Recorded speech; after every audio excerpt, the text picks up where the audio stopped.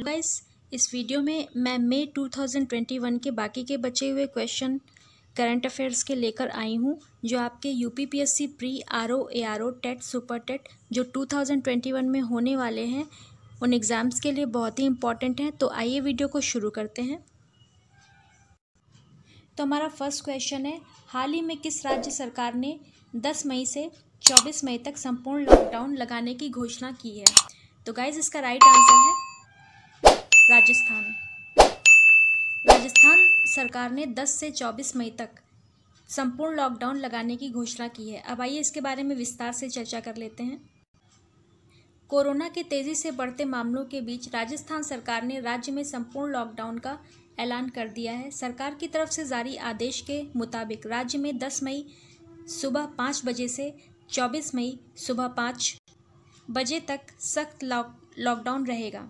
वहीं 31 मई तक शादियों समारोह पर भी पाबंदी लगा दी गई है।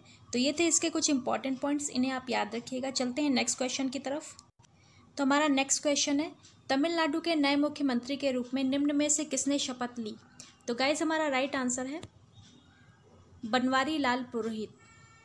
तमिलनाडु के नए मुख्यमंत्री के रूप में बनवारी लाल पुरोहित जी ने शपथ ली। अब आइए इनके बारे में विस्तार से जान लेते हैं।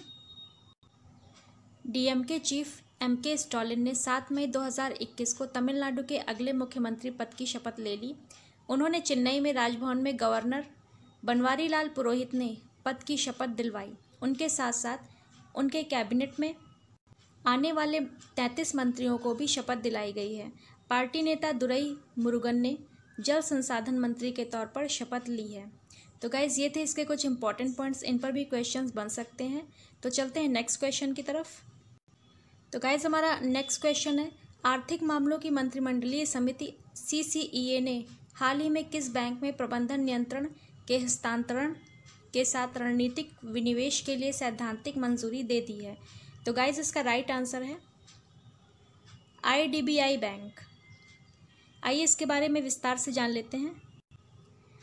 आर्थिक मामलों की मंत्रिमंडलीय समिति सीसीईए ने हाल ही में आईडीबीआई बैंक में प्रबंधन नियंत्रण के हस्तांतरण के साथ रणनीतिक विनिवेश के लिए सैद्धांतिक मंजूरी दे दी है। आईडीबीआई बैंक में केंद्र सरकार और भारतीय जीवन बीमा निगम एलआईसी की कुल हिस्सेदारी 94% से ज़्यादा है। एलआईसी के पास बैंक के 49.21% शेयर हैं और साथ ही वह उसकी प्रवर्तक है एवं उसके पास बैंक के प्रबंधन का नियंत्रण है। तो गाइज, ये थे इसके कुछ इंपॉर्टेंट पॉइंट्स, इन्हें भी आप याद रखिएगा। अब चलते हैं अपने नेक्स्ट क्वेश्चन की तरफ। तो हमारा नेक्स्ट क्वेश्चन है, हाल ही में किस देश ने ऑस्ट्रेलिया से व्यापारिक समझौतों पर चल रही सभी गतिविधियों पर अनिश्चित काल के लिए रोक लगा दी? तो गाइज, इसका राइट आंसर है चीन। चीन ने ऑस्ट्रेलिया से व्यापारिक समझौतों पर चल रही सभी गतिविधियों पर अनिश्चित काल के लिए रोक लगा दी है। आइए इसके बारे में विस्तार से जान लेते हैं। चीन ने हाल ही में ऑस्ट्रेलिया के साथ महत्वपूर्ण आर्थिक बातचीत को अनिश्चित काल हेतु स्थगित कर दिया है, जो दोनों देशों के बीच बढ़ती कूटनीतिक दरार में नवीनतम है। चीन ने ऑस्ट्रेलिया से कोयला, आयरन, गेहूं, वाइन सहित कई सामान के आयात को भी फिलहाल बंद कर दिया है।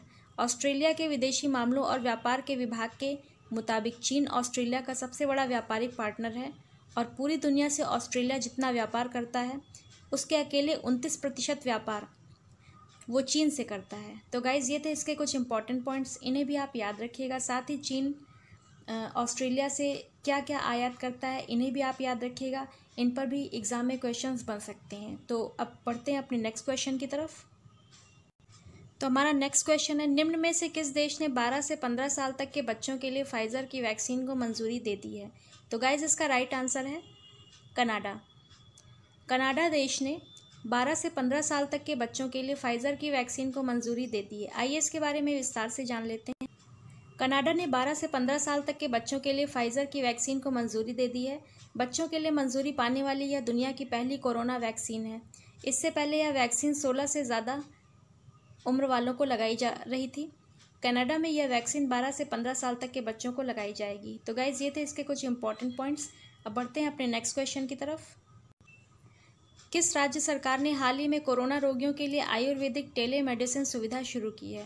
तो गाइज, इसका राइट आंसर है हरियाणा। हरियाणा सरकार ने कोरोना रोगियों के लिए आयुर्वेदिक टेलीमेडिसिन सुविधा शुरू की है। आइए इसके कुछ इंपॉर्टेंट पॉइंट्स देख लेते हैं।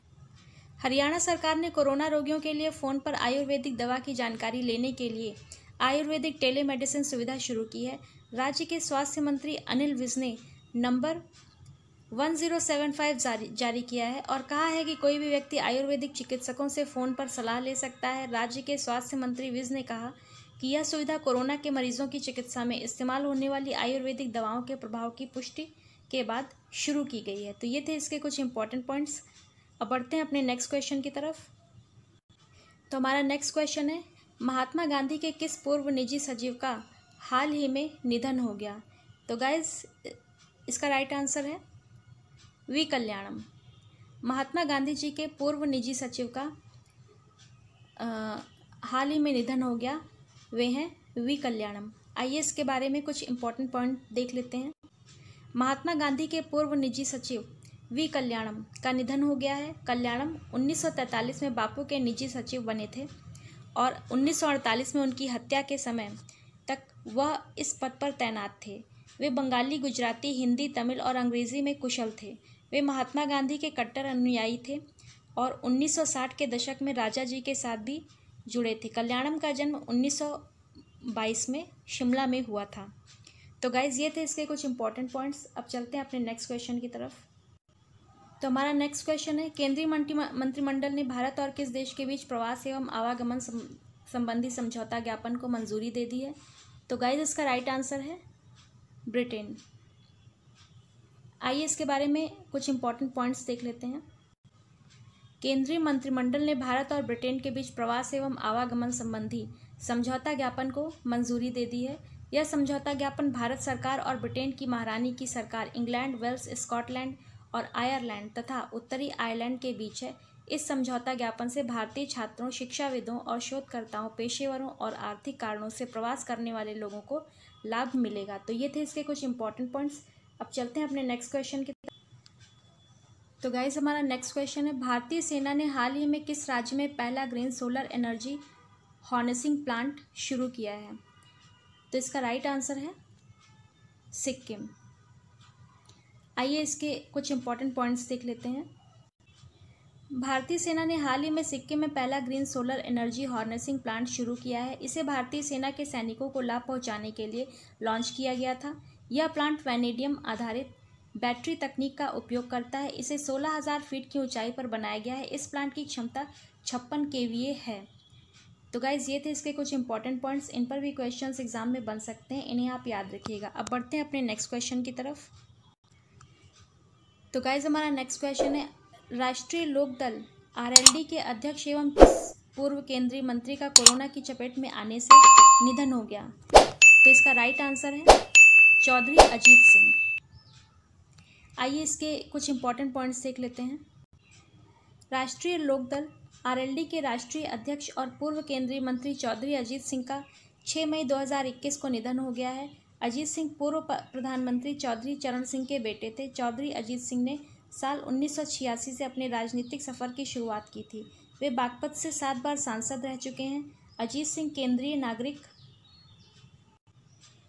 उड्डयन मंत्री भी रह चुके हैं। वे ताकतवर जाट नेताओं में से एक माने जाते थे। तो ये थे इसके कुछ इंपॉर्टेंट पॉइंट्स।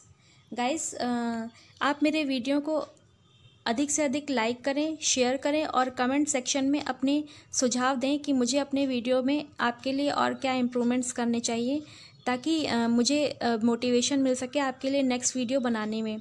और आप अगर मेरे वीडियो को देखते हैं तो प्लीज़ अधिक से अधिक लाइक करें। आपका लाइक ही मुझे मोटिवेट करता है कि आपके लिए मुझे आगे कैसा वीडियो बनाना है। तो बढ़ते हैं अपने नेक्स्ट क्वेश्चन की तरफ। भारतीय रिजर्व बैंक आरबीआई ने स्वास्थ्य सुविधाओं के लिए निम्न में से कितने करोड़ रुपए के कर्ज देने की घोषणा की है? तो गाइज इसका राइट आंसर है 50,000 करोड़ रुपए। आइए इसके कुछ इंपॉर्टेंट पॉइंट्स देख लेते हैं। भारतीय रिजर्व बैंक आरबीआई ने मार्च 2022 तक कोविड-19 से संबंधित स्वास्थ्य सुविधाओं के लिए 50,000 करोड़ रुपए की विशेष लिक्विडिटी सुविधा की घोषणा की है। इसके ज़रिए बैंक रेपो रेट पर वैक्सीन मैन्युफैक्चरर्स, वैक्सीन ट्रांसपोर्ट निर्यातकों को आसान किस्तों पर लोन उपलब्ध कराएंगे। इसके अतिरिक्त अस्पतालों, हेल्थ सर्विस प्रोवाइडर्स को भी इसका लाभ मिलेगा। इस नए कर्ज की मियाद 3 साल तक होगी और यह रेपो दर पर मिलेगा। तो गाइज़ ये थे इसके कुछ इंपॉर्टेंट पॉइंट्स। अब बढ़ते हैं अपने नेक्स्ट क्वेश्चन की तरफ। तो हमारा नेक्स्ट क्वेश्चन है, पश्चिमी बंगाल में तृणमूल कांग्रेस प्रमुख ममता बनर्जी ने लगातार कितनी बार राज्य के मुख्यमंत्री के रूप में शपथ ली? तो गाइज़ इसका राइट आंसर है तीसरी बार। आइए इसके कुछ इंपॉर्टेंट पॉइंट्स देख लेते हैं। पश्चिमी बंगाल में तृणमूल कांग्रेस प्रमुख ममता बनर्जी ने लगातार तीसरी बार राज्य के मुख्यमंत्री के रूप में शपथ ली है।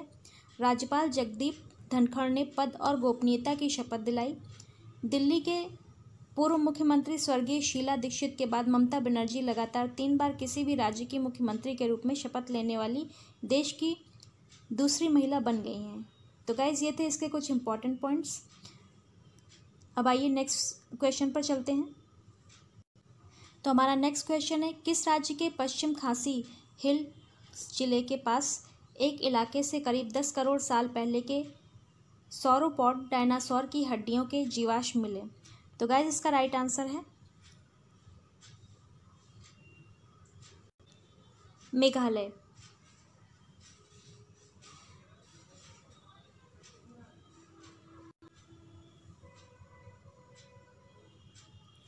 आइए इसके कुछ इंपॉर्टेंट पॉइंट्स देख लेते हैं। मेघालय के पश्चिम खासी हिल्स जिले के पास एक इलाके से करीब 10 करोड़ साल पहले के सौरोपॉड डायनासोर की हड्डियों के जीवाश्म मिले हैं। यह इस क्षेत्र में सौरोपॉड की खोज की पहली घटना है। उनकी गर्दन लंबी, छोटे सिर, लंबी पूंछ और स्तंभ की तरह 4 पैर होते थे। मेघालय ऐसा 5वां राज्य बन गया है जहां सौरोपॉड के साक्ष्य मिले हैं। इससे पहले गुजरात, मध्य प्रदेश, महाराष्ट्र और तमिलनाडु में इस तरह के साक्ष्य पहले ही मिल चुके हैं। तो गाइज ये थे इसके कुछ इंपॉर्टेंट पॉइंट्स।